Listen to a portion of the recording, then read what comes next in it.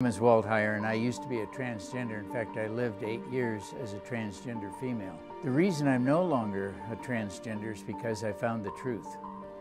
And I found out, it took me a long time to discover the truth, but I started my journey of what they call transgenderism at the age of 4 and struggled with my gender identity for most of my life, and eventually got married in my early 20s, had 2 children. I was an executive for an automobile company. I worked on the Apollo space missions as an associate design engineer on cryogenic connectors, and struggled still with my identity until I went to one of those people they call experts in gender identity. In fact, the guy I went to was the guy who authored the original Harry Benjamin International Standards of Care, so he was an expert. And so he diagnosed me with gender identity disorder, or gender dysphoria, and said the cure for your problems that started when you were 4 was hormone therapy and gender reassignment surgery. And so I went through the protocols and spent the 2 years between the time I was first diagnosed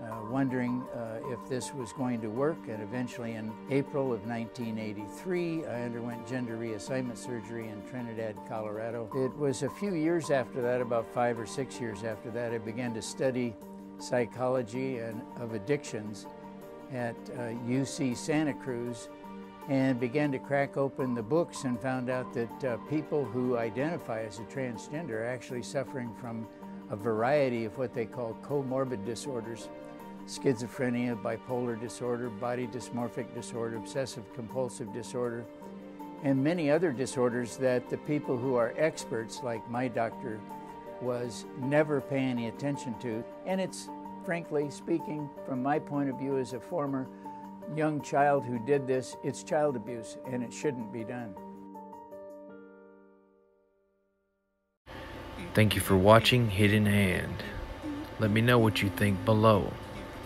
One love, one vibration.